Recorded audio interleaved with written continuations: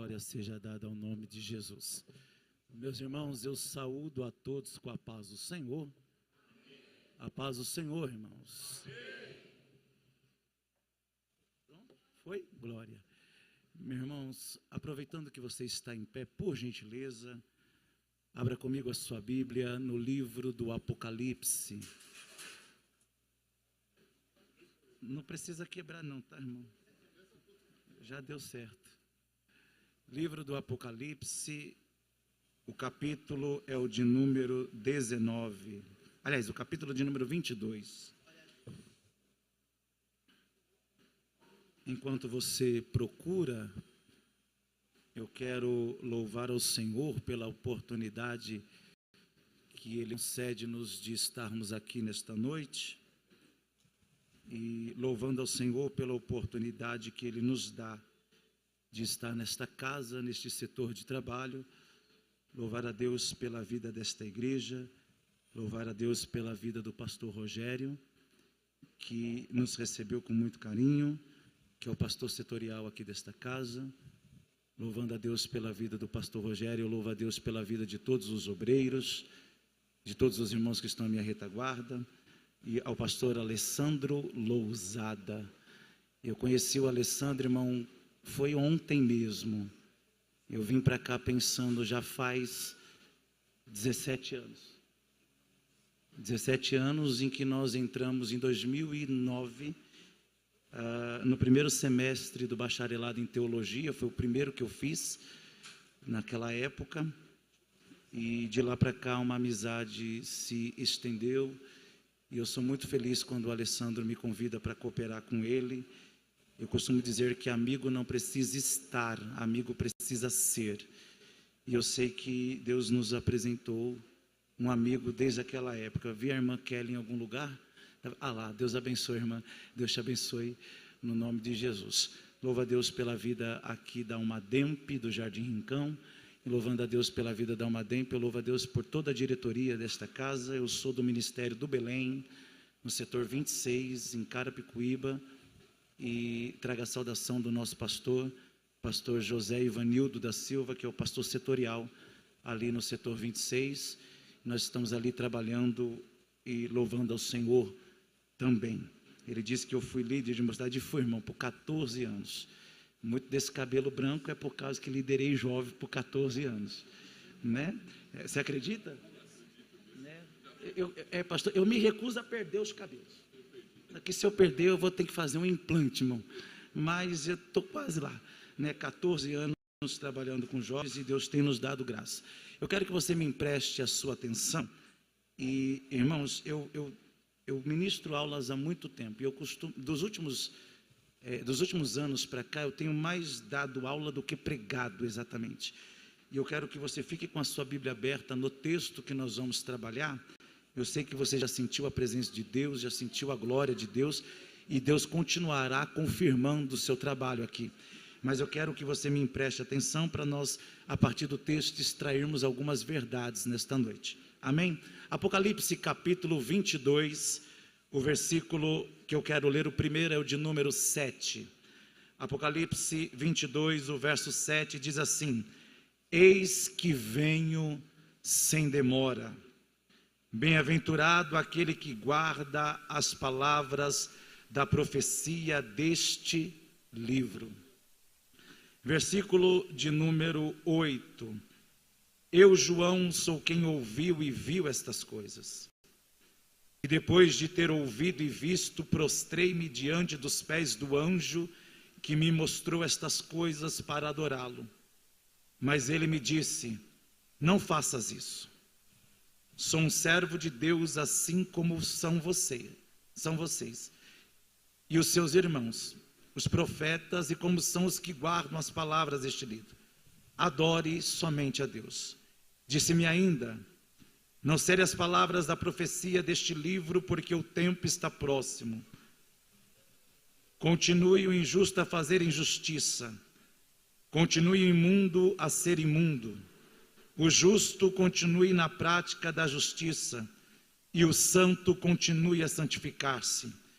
Eis que venho sem demora.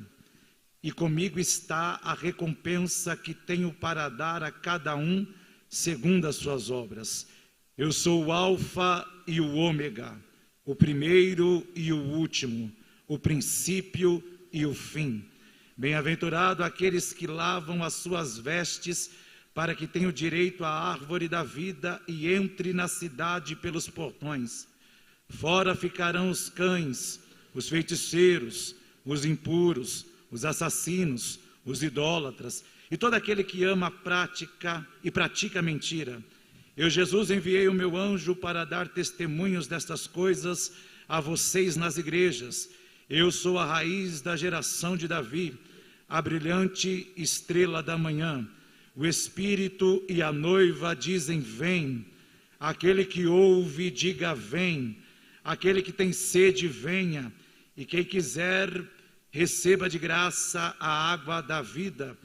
E eu a todo aquele que ouve as palavras da profecia deste livro testifico: se alguém lhes fizer qualquer acréscimo, Deus lhe acrescentará os flagelos escritos neste livro. E se alguém tirar qualquer coisa das palavras do livro desta profecia, Deus tirará a sua parte da árvore da vida, da cidade santa e das coisas que estão escritas neste livro. Aquele que dá testemunho destas coisas diz: certamente venho sem demora. Amém. Ora vem, Senhor Jesus. E você diz amém. Amém.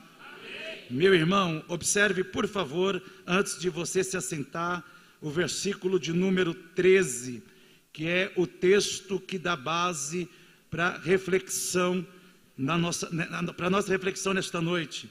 Eu sou o Alfa e o Ômega, o primeiro e o último, o princípio e o fim. Pode sentar-se, por favor, olhe para cá. Eu quero, com a ajuda de Deus e do Espírito Santo, de maneira bem didática, de maneira bem coerente, trabalhar com você a partir de 4 verbos. Olhe para cá para você entender o que Deus quer tratar ao seu coração. Eu quero trabalhar com você a partir de 4 verbos para entendermos o que Deus quer tratar conosco neste texto. O primeiro verbo que eu quero que você memorize e você entenderá o porquê é o verbo começar. Diga para alguém que está perto de você: começar. Não, você estava cantando com alegria até agora. Diga com voz de crente salvo. Diga para ele: começar. Muito bem. Segundo verbo que eu quero que você memorize nesta noite é o verbo caminhar. Diga para ele: caminhar. Terceiro verbo que eu quero que você memorize nesta noite é o verbo permanecer. Diga para ele: permanecer. Diga para ele: permanecer. Terceiro verbo que eu quero que você memorize nesta noite é o verbo terminar. Diga para ele: terminar. Agora fale para ele assim: comece com Cristo. Caminhe com Cristo. Permaneça em Cristo. E termine em Cristo. Meus irmãos, olhem para cá, por gentileza. Se nós fôssemos dar um tema para a mensagem nesta noite, eu colocaria como tema Alfa e Ômega. Cristo no princípio, Cristo no meio, Cristo no fim, Cristo no centro de tudo. Nós estamos diante das últimas palavras da Bíblia. Nós estamos diante dos últimos versos do texto. Em Gênesis, Deus começa criando os céus e a terra. No Apocalipse, Deus termina mostrando, o Apocalipse mostra Deus criando todas as coisas, todas as coisas, um novo céu e uma nova terra. Entre Gênesis e Apocalipse, há toda a história da humanidade.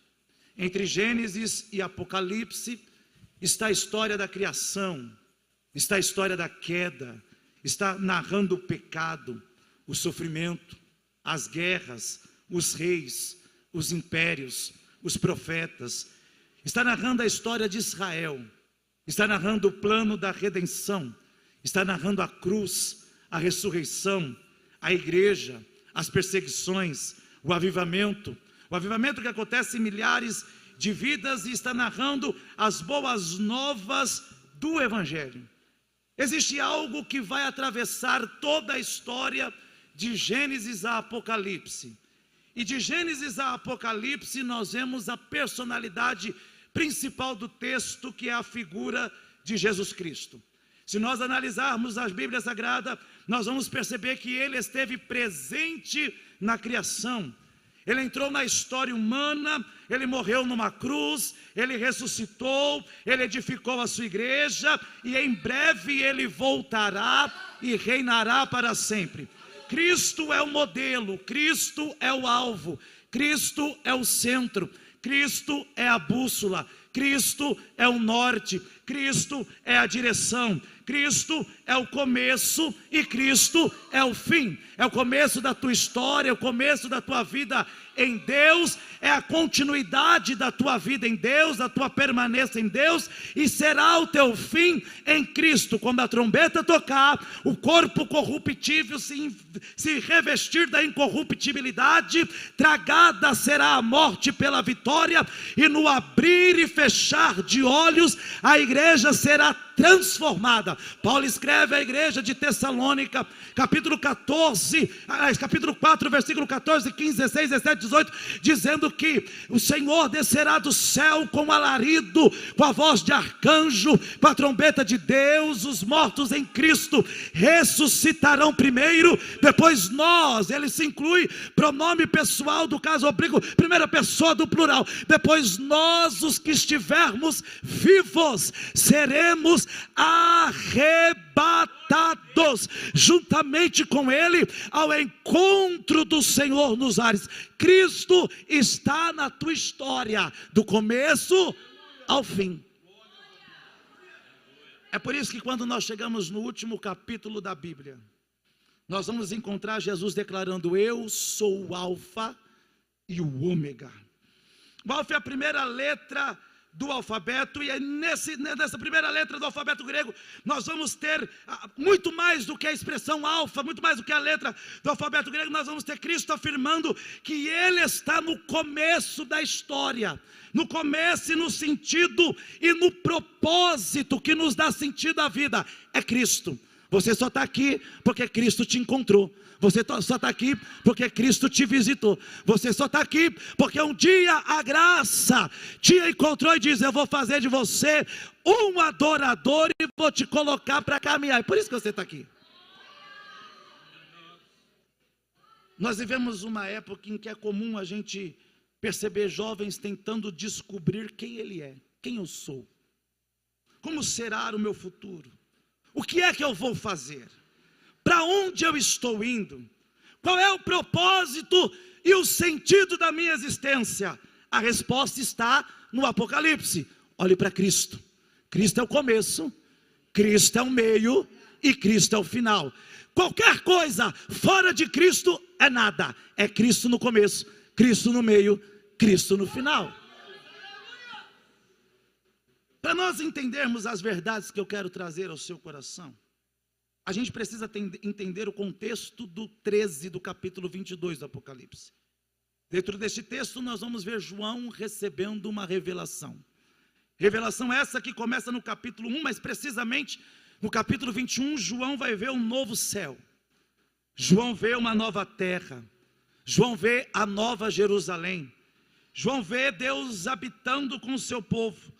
João vê o fim da morte, o começo da vida em Cristo. João vê o fim do luto, o fim do sofrimento. E quando chega no capítulo 22, ele vai declarar que há um rio da água da vida, há uma fonte da água da vida. E ele diz: olha, certamente ele vem sem demora e traz a recompensa para aquele que começou, para aquele que permaneceu, para aquele que está lutando e chegará no final. Ou seja, a história começou e terminará debaixo da autoridade de Cristo. Então, a partir disso, eu quero que você me empreste a sua atenção para a gente tentar tirar aqui a primeira verdade. A primeira verdade que eu quero que você perceba está exatamente no versículo 13. Observe, por favor, se você estiver ainda com a sua Bíblia aberta. Versículo de número 13, a parte A do verso diz: eu sou o Alfa, eu sou o Alfa. Veja, antes de qualquer projeto existir, Cristo já dizia: eu sou. Ainda antes que houvesse dia, eu sou. Aqui há a expressão de Cristo como existente antes da criação de tudo. Ele é o começo de tudo. Antes de você nascer, Cristo já era. Antes da sua família existir, Cristo já reinava. Antes da sua história começar, Cristo já governava. Cristo é o começo. E quando nós vemos isso, alguém cantou aqui, que no princípio era o Verbo estava com Deus, e o Verbo era Deus. Todas as coisas foram feitas por Ele, por intermédio dEle, sem Ele nada do que foi feito se fez. Cristo é o começo da história. Quando João mostra que Cristo criou todas as coisas, Paulo vai ensinar que antes de nós existirmos, a encarnação do Filho mostra o projeto de redenção que Ele tinha conosco. Primeira verdade que eu quero que você entenda é que Cristo é o princípio da nossa vida. Jovem da Almademp, você que está aqui ouvindo a palavra do Senhor, você precisa entender que quem está no princípio da sua história é Cristo. E você só está aqui por causa dele. Eu sou o Alfa. Agora, o eu sou, irmão, tem uma dimensão muito grande. Quando a gente analisa, e me permita abrir um parênteses, eu vou abrir o parênteses e vou fechar. Quando Deus encontra-se com Moisés no capítulo 3 do Êxodo, você conhece o texto, talvez até melhor do que eu. Moisés começa a indagar ao Senhor e começa a dizer: Senhor, mas se Faraó perguntar o seu nome, eu vou dizer o que a ele. Aí Deus diz assim: diga para ele que o eu sou te enviou.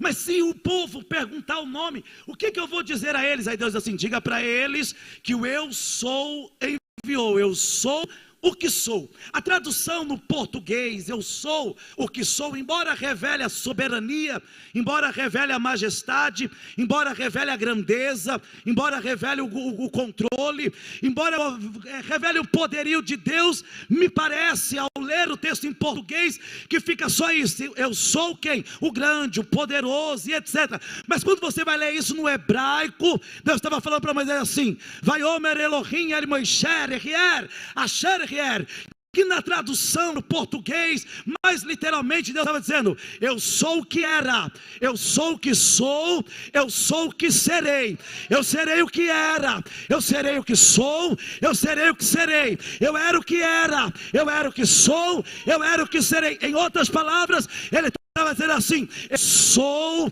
o que você precisar que eu seja. Eu sou o começo, eu sou o meio, eu sou o fim, eu sou o alfa, eu sou o ômega. É por isso, olhe para cá, é por isso que ele vai dizer assim: ó, se você estiver sozinho, eu sou a companhia. Se você estiver enfermo, eu sou o Senhor que te sara. Se você estiver desempregado, eu sou a porta aberta. Se você estiver com fome, eu sou o mantimento. Se você estiver precisando de socorro, sou eu quem te socorre. Socorro bem presente na hora da angústia. Eu sou o que você precisar que eu seja.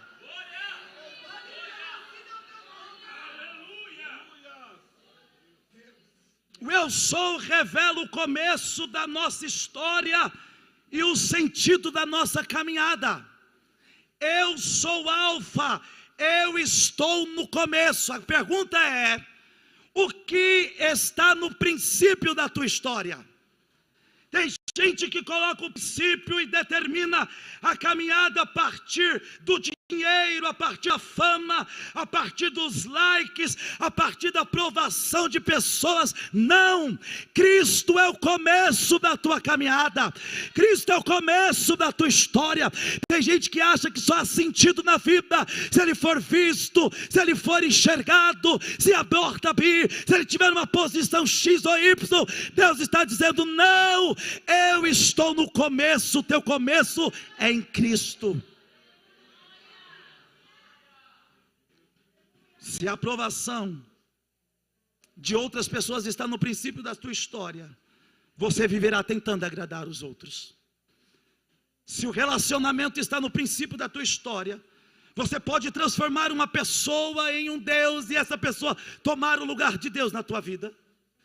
Se o sucesso está no princípio da tua história, você pode sacrificar princípios para alcançar alguns resultados. Mas irmão Roberto, isso quer dizer o quê? Que eu não posso sonhar? Não, não é isso que eu estou dizendo. Eu estou dizendo que até o teu sonho tem que estar debaixo da direção dele, porque é ele quem abre, é ele que te leva, é ele que cumpre, é Cristo na história. A pergunta que eu quero fazer a você diante dessa primeira verdade: Cristo é o princípio. E eu pergunto a você nesta noite: Cristo tem determinado as tuas escolhas? As escolhas que você faz, está debaixo da vontade dEle? Está no centro da vontade dEle? Ele está gritando para alguém aqui, está dizendo: antes de você dizer, eu quero, pergunte: Senhor, Tu quer isso para a minha vida? Tem gente quebrando a cabeça porque tem decidido e Deus não está no negócio. Tem gente pegando a prova com a mão, porque Deus te falou: não vai, não faz, não peça, não toque, não entra nisso. Mas você diz: não, eu vou fazer do meu jeito. E o céu está dizendo: quem está governando a tua escolha?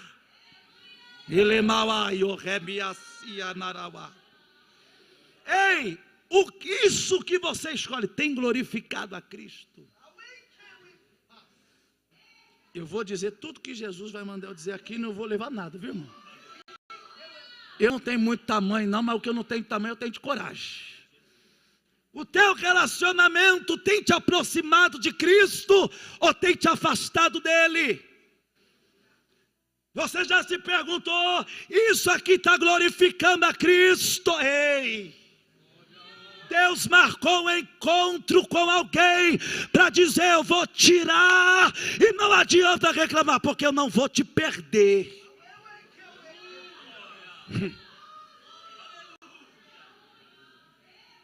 História que começa errado vai terminar no desastre, mas quando a escolha é feita em Cristo, Ele sustenta.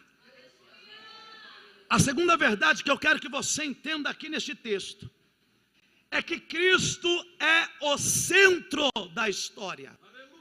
Ele não é apenas o começo, Ele é o centro. A Bíblia inteira aponta para Cristo, de Gênesis a Apocalipse. Gênesis vai apontar uma promessa. Os livros proféticos, os profetas usados por Deus apontam para o Messias.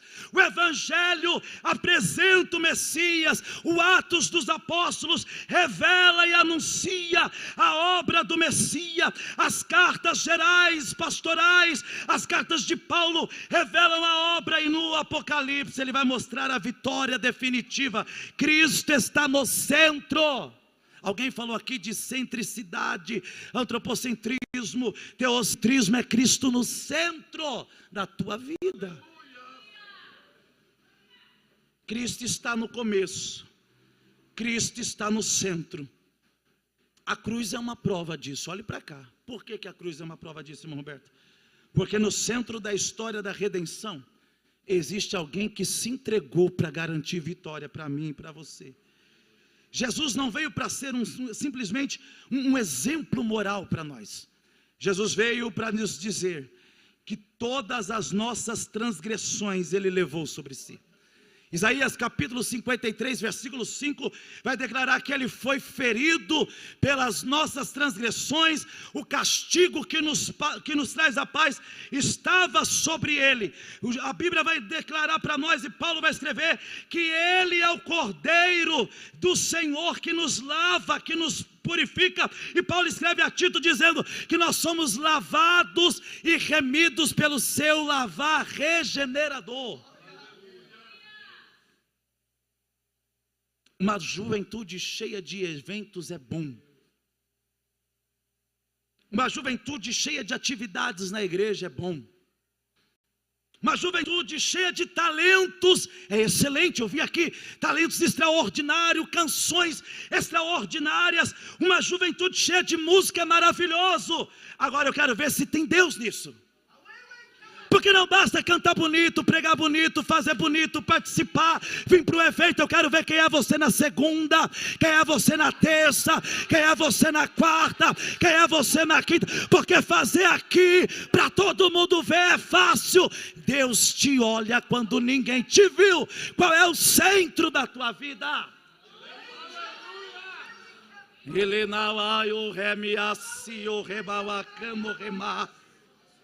Eu preciso te perguntar: Cristo está no centro quando ninguém te vê? Cristo está no controle da tua história quando ninguém te olha? Deus está falando com alguém aqui. Nós podemos ter movimento sem transformação, isso é uma verdade. Nós podemos ter barulho sem quebrantamento. Nós podemos ter agenda cheia e ainda assim o coração está vazio. Nós podemos ter talento, mas não ter caráter. Nós podemos ter dom, mas não ter intimidade. Jesus está dizendo: eu quero saber quem é você, eu te conheço. Quando ninguém te vê, quando ninguém te olha, quando teu amigo não está perto, quando o pastor não está perto, eu te conheço. Eu vou dizer o que Jesus está me mandando eu dizer: hoje a tua máscara vai cair. Hoje a tua máscara vai ser tirada, porque Jesus está dizendo: eu vou ser o centro da tua vida, eu vou ser o centro da tua história, eu vou ser... Eita, ai, ai, ai.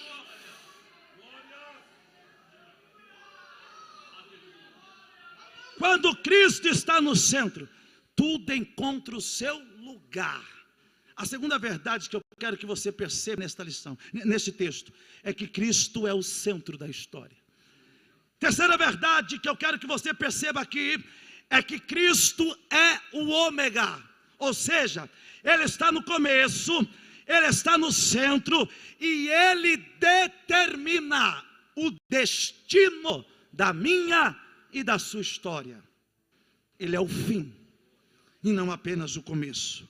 O ômega no texto do 13, embora no grego, depois ele vai usando as letras do grego, depois ele traduz, continua no português, as três expressões que ele utiliza exatamente nesse versículo de número 13, eu sou o alfa e o ômega, eu sou o princípio e o fim. Ele dá a ideia de que ele está no começo, ele está no meio, eu sou o último e o primeiro, mas ele vai dizendo isso, vai apontando para o final. O Apocalipse não termina com Satanás vencendo, não termina com a igreja sendo destruída, não termina com o pecado triunfando, não termina com a morte tendo a última palavra. O Apocalipse termina com Cristo reinando e nós chegando no final, recebendo o galardão. Agora veja, capítulo 21, está com a Bíblia aberta ainda? 21 do Apocalipse, versículo 4. Observe por favor o que diz o texto aí.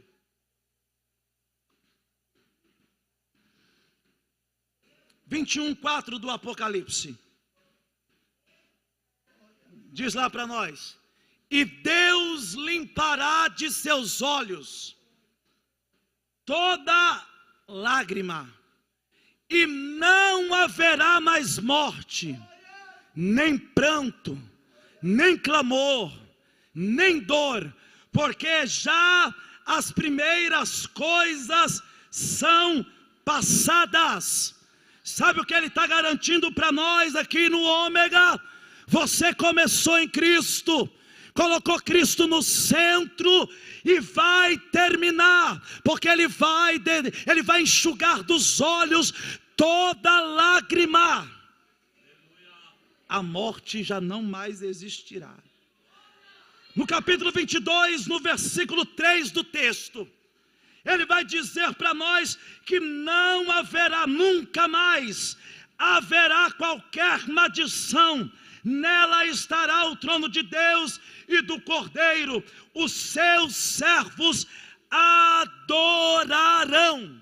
Sabe o que ele está dizendo? Continue firme, continue permanecendo, continue acreditando, porque no final vai dar bom, no final vai dar certo, no final tem vitória, no final tem mudança, no final tem galardão, no final tem o céu. Não haverá lágrima, não haverá dor, dor, não haverá morte, não haverá choro, haverá o quê? Só haverá glória, só haverá aleluia, só haverá adoração. Como isso nos traz uma esperança? Versículo 20, capítulo 22, certamente venho sem demora. Aí há uma dempre aqui no Ricão, a igreja do Senhor responde, amém, ora vem Senhor. Irmão, olhe para cá, a igreja não caminha para o nada. O mundo olha para o futuro e pergunta assim, o que será que vai acontecer? Aonde nós chegaremos? Qual é o propósito e o sentido da vida? Para quem já estudou filosofia, principalmente os pré-socráticos, os socráticos e os pós-socráticos, mas no intermediário entre o pré-socrático e os socráticos, nós vamos perceber na filosofia que a pergunta base da filosofia era, qual é o sentido da vida? Qual é o sentido da humanidade? O que vai acontecer? Enquanto a filosofia pergunta e continuará perguntando até hoje qual é o sentido, o que vai acontecer, a igreja olha e responde. Responde como? Jesus está voltando. Como será o fim? Para o mundo eu não sei, mas para nós será um fim de vitória. Jesus está voltando. A nossa esperança não está na estabilidade do mundo, porque o mundo não vai se estabilizar. A nossa esperança não está na política, porque a política vai de mal a pior. A nossa esperança não está em coisas secundárias. A nossa esperança está na fidelidade em Cristo, que governa todas as coisas. Está caminhando para um cumprimento de promessa. E com isso eu quero dizer a você, se Cristo é o começo, se Cristo é o centro, se Cristo é o fim, Cristo precisa ser o condutor da tua história. Se Ele é o começo, se Ele é o meio, se Ele é o fim, por que é então que você quer ser, e me permita a palavra chula, eu vou usá-la e já peço perdão por isso, por que é que então você quer controlar a sua vida? Por que então você quer fazer do seu jeito? Por que então você quer determinar do seu modo? Se Cristo está no controle, você não se manda, quem manda em você é Deus. Deus irá abençoar e mudar a tua história, quando você entender que todas as suas escolhas têm que estar no centro da vontade do Senhor. Eu disse e vou repetir, se Cristo está na minha escolha, antes de começar, por exemplo, um relacionamento, Cristo precisa estar no começo. Antes de determinar alguma coisa, Cristo precisa estar lá na minha decisão. Quem é que tem tomado as tuas decisões? Mas, irmão Roberto, eu sou servo de Deus, eu estou na igreja, Deus está comigo, eu vim para o congresso, eu adoro, eu busco, eu até pulo, sinto Deus, falo em língua estranha, mas quem está no centro e no controle da tua vida? Porque, irmão, é muito fácil, e me permita dizer isso, é muito fácil a gente vir num congresso, e não que o congresso seja fácil, não é esse o sentido, é muito fácil a gente vir no congresso e sentir Deus aqui, mas Cristo não estiver no centro da tua vida, você vai sentir aqui, e aí Paulo relata isso dizendo assim, não seja como Moisés, que descia da montanha e cobria o rosto, para que ninguém percebesse que a glória era transitória, ou seja, a glória vinha e ia embora, vinha e ia embora, vinha, tem gente aqui que está assim, a glória vem, você sente, você até sente um arrepio, você dá um glória a Deus, um aleluia, mas quando sai lá fora, parece que tudo que você recebeu aqui, acabou, se esvaiu. Quem está no centro da tua história? Me permita te dar um exemplo para você entender, e eu gosto do texto. Deus, pastor Rogério, deu os mandamentos para Moisés. Se você gosta de Bíblia, você vai perceber que o capítulo 20 do Êxodo, o Senhor revela o que a gente chama de decálogo mosaico, os 10 mandamentos. Os 10 mandamentos são exclusivamente relacionais. Do primeiro ao quinto, Deus está tratando o relacionamento dele com um homem. Do 6º ao 10º, Deus está tratando o relacionamento do homem com o seu semelhante. Os judeus transformaram os 10 mandamentos do decálogo mosaico em 613 preceitos diferentes. Mas no 20 do Êxodo, o Senhor fala para Moisés assim: eu sou o Senhor, que te tirei da terra do Egito. Eu sou o Senhor. E dá a Moisés os 10 mandamentos. Isso no 20.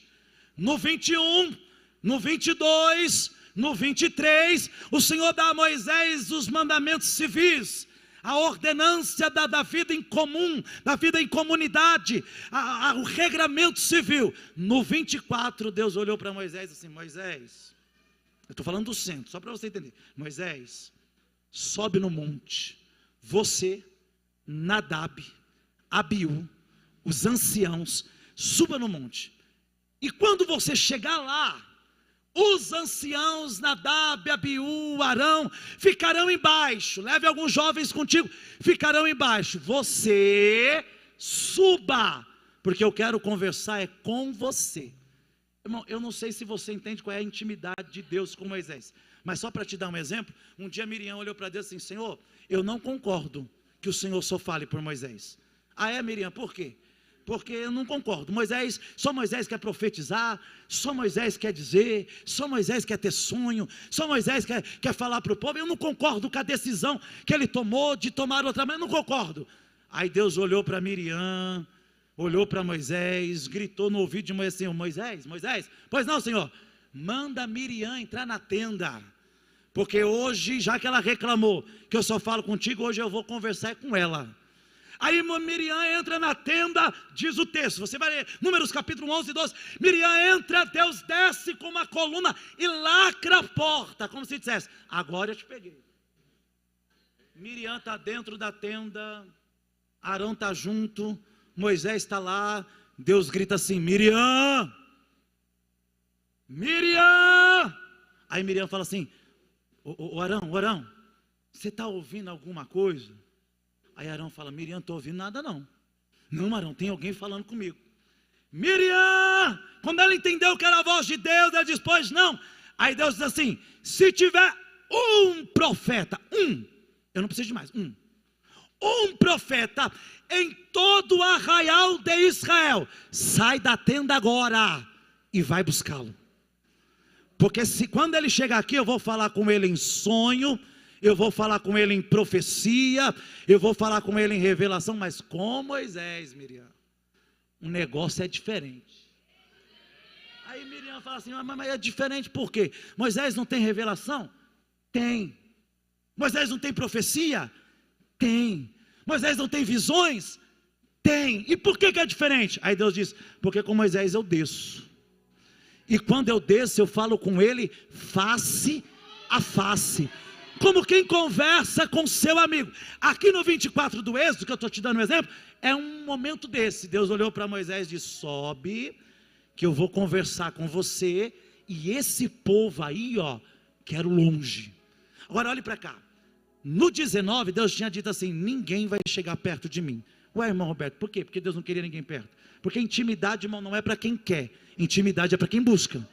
Intimidade não é da noite para o dia, intimidade é construída. Deus falou: eu não quero ninguém perto de mim, coloque um termo, se ultrapassar o termo eu vou matar todo mundo. No 24, Deus falou para Moisés: sobe, e esse povo que está com você vai me adorar de longe, só você eu quero perto.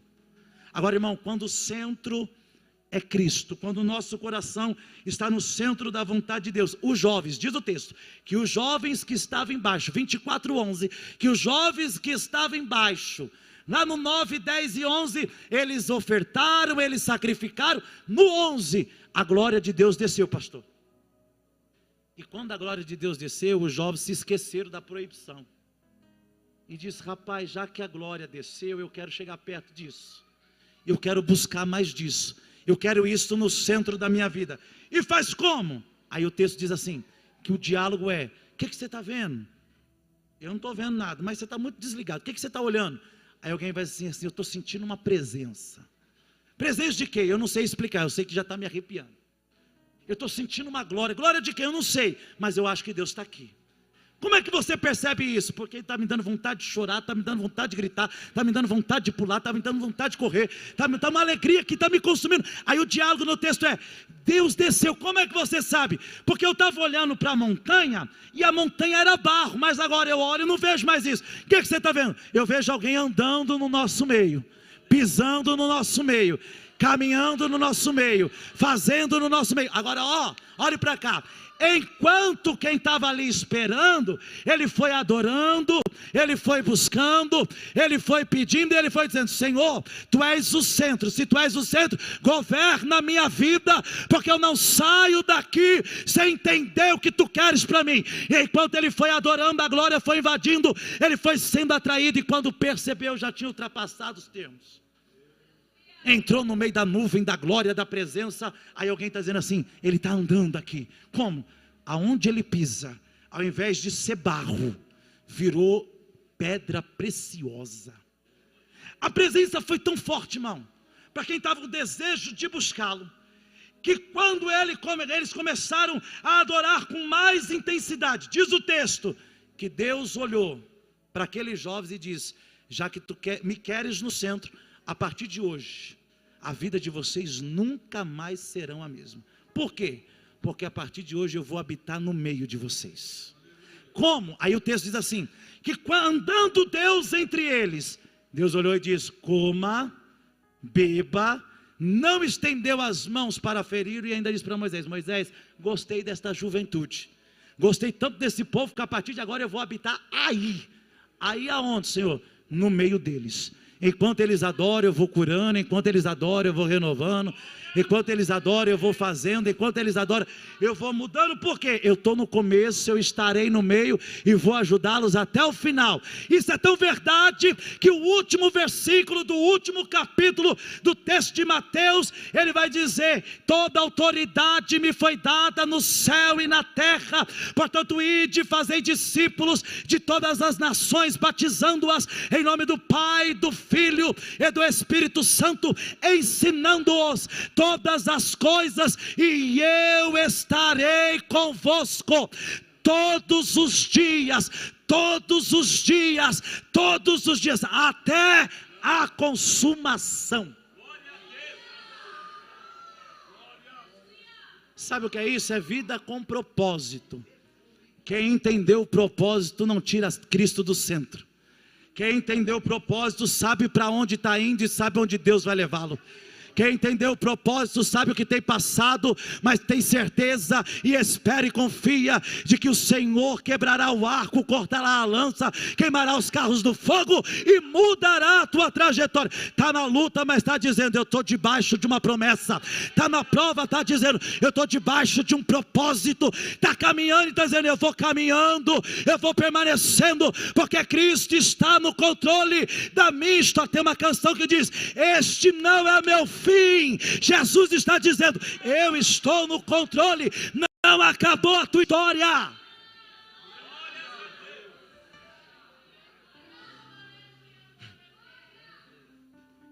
Começar com Cristo, caminhar com Cristo, permanecer em Cristo, terminar em Cristo. Me permita encerrar, e eu encerro agora.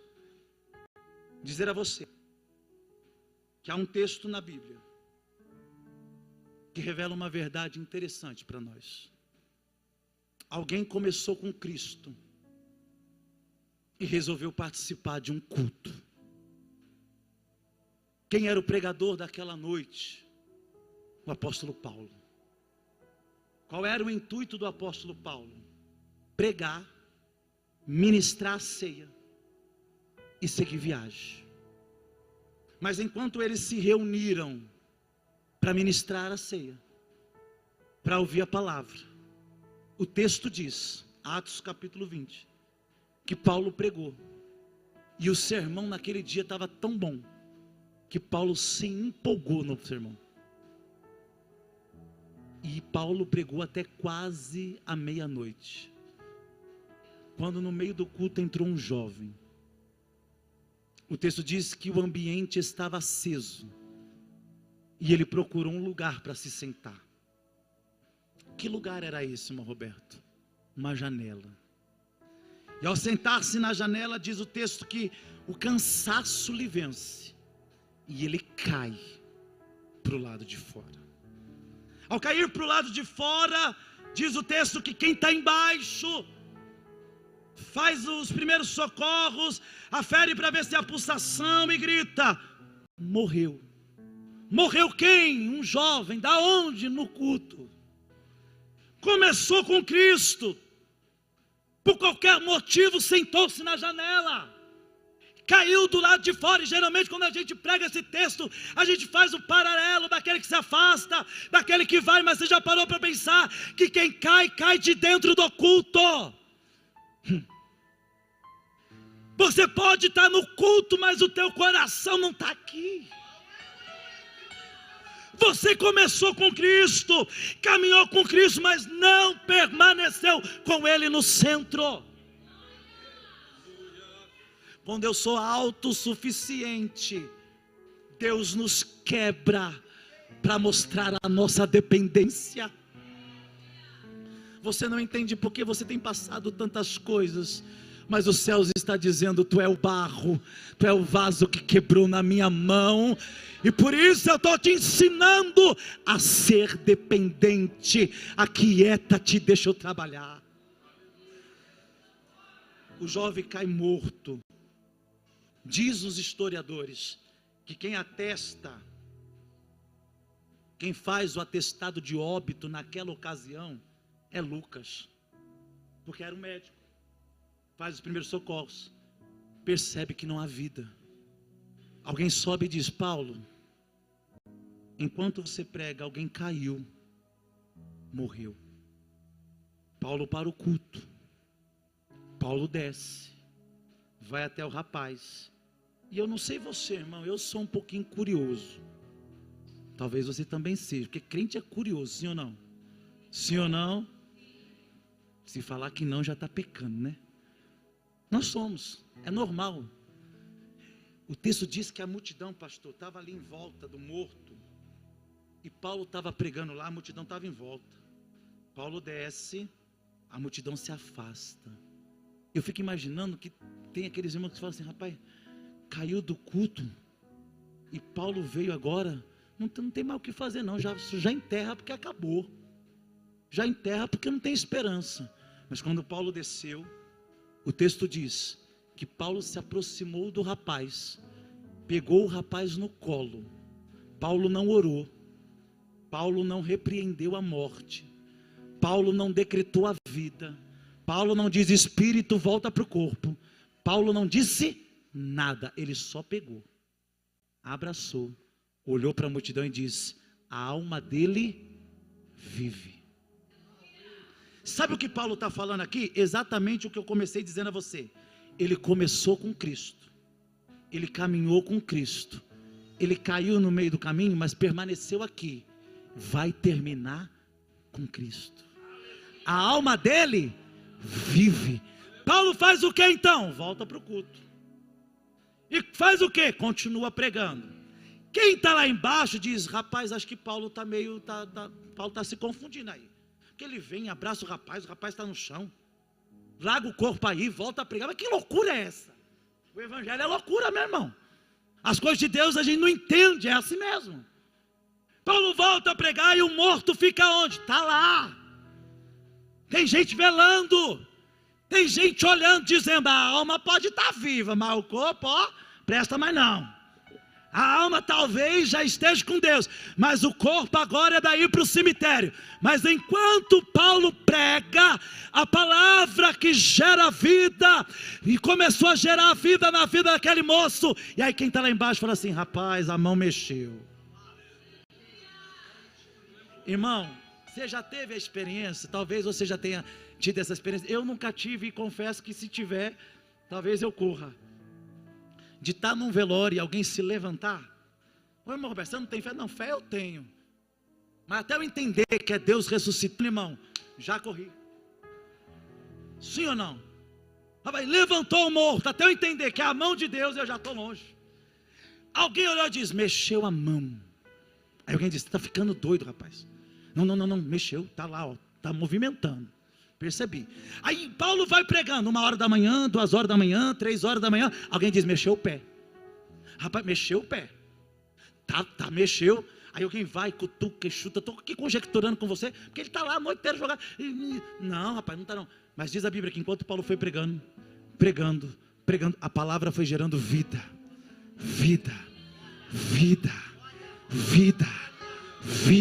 Sabe o que está acontecendo aqui? Quem começou com Cristo, quem caminhou com Cristo, por algum momento se perdeu no caminho, está voltando e permanecendo. E a palavra vai dizendo: continue, permaneça, insista, persevere. Uma dempe, Deus está falando para você: tem recompensa no final. Não pare, avance, vai para o alvo. Permaneça orando, permaneça crendo, permaneça pregando, permaneça louvando, permaneça acreditando. Deus vai lhe usar. Ao final da mensagem, Paulo termina o sermão, e quem está lá embaixo levanta o morto. E o texto diz que quem começou caminhando com Cristo, caiu e se perdeu, voltou e terminou aonde? No lugar de adoração. Ele foi resgatado. E diz o texto assim: o jovem que caiu da janela morto, entrou saltando, glorificando e adorando a Deus. Eu preciso dizer isso, e com permissão do nosso pastor, eu gostaria de convidá-lo a ficar em pé nesta hora.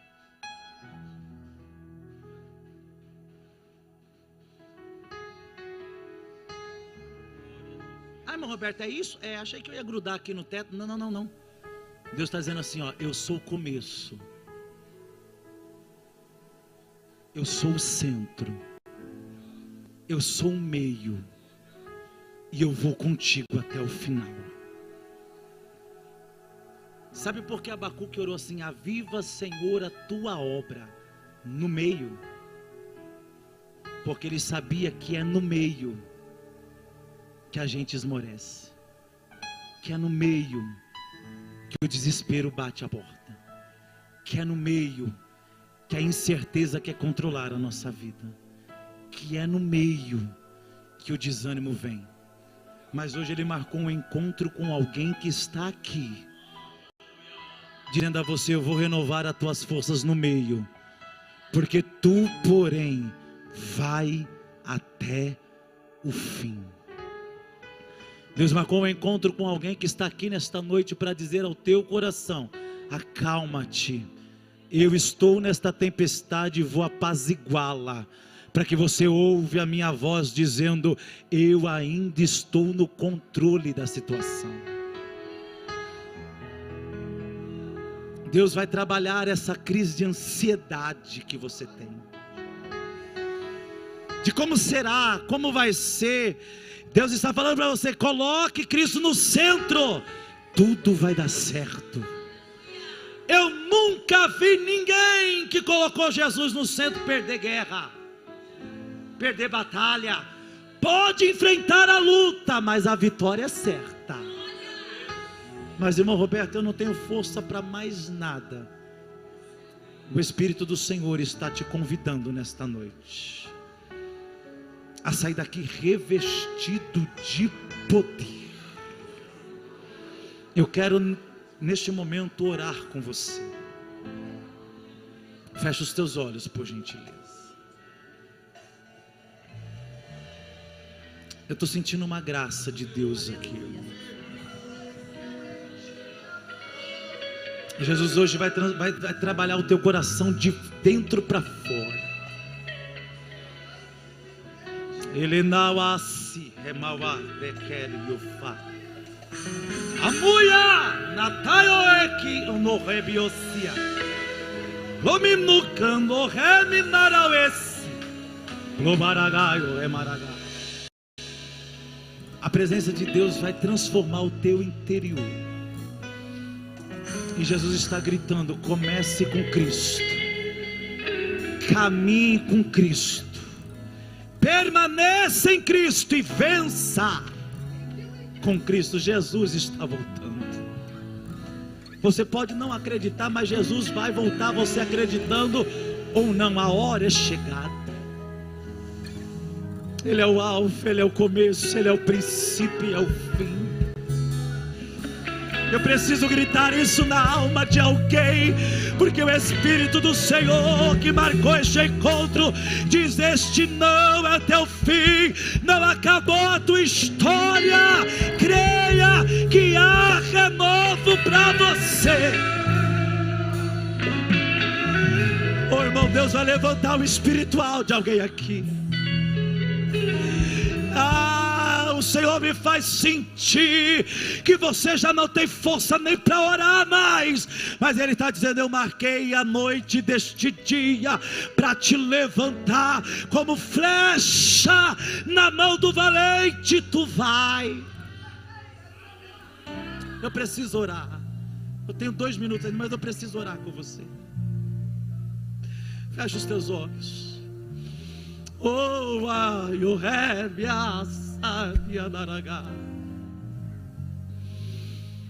Senhor, aqui está a tua igreja.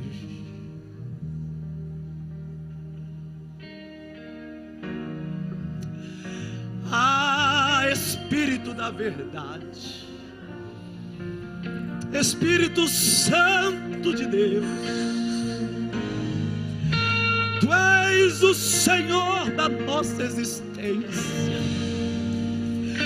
A soberania está em Ti. Tu és grande, Tu és absoluto, Tu és incomparável, Tu és extraordinário. Quem é o homem diante de Ti?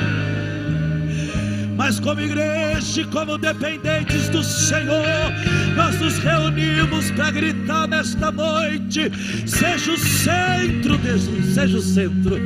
Seja o centro da nossa vida, seja o centro da nossa escolha, seja o centro da nossa trajetória, seja o centro da nossa fé.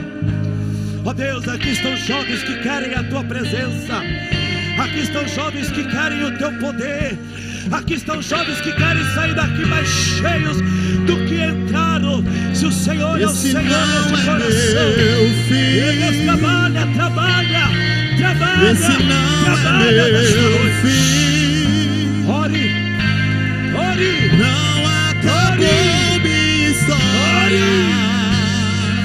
Esse não é o meu fim. Esse não é meu fim. vai orando. Esse não é meu fim. Vai orando, seja revestido por Deus. Não acabou. Seja revestido por Deus. Seja revestido por Deus. Esse não é teu. Elevará suri. Esse não é teu fim. Não acabou tua história. Esse não é o teu fim. Esse não é teu fim. Não acabou, irmão, ore. Esse não é teu. Continue acreditando, ore. Não acabou tua história. Eu ainda sou. Esse não é o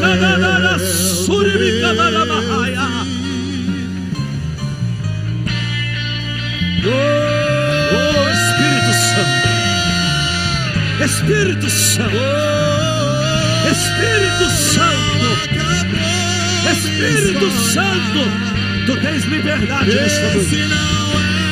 Entra neste coração e faça morada. Agora.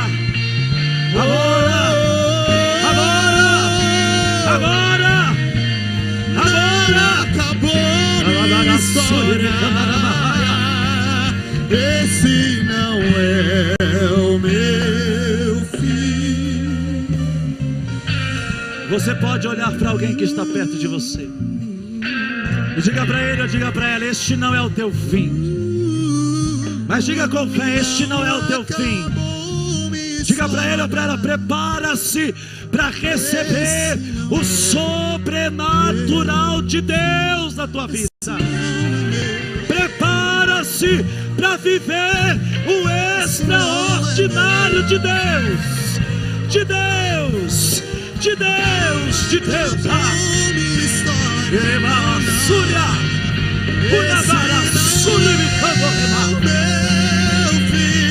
Esse não é meu fim. Oh, esse não é meu fim. Oh, vai adorando, vai adorando, vai adorando. Acabou vai adorando, minha história. Vai adorando. Esse não é o meu fim. Esse não é meu fim. Esse não é meu fim. Não acabou minha história. Esse não é o meu fim. AD Perus Jardim Rincão, desde 1969, abençoando a região.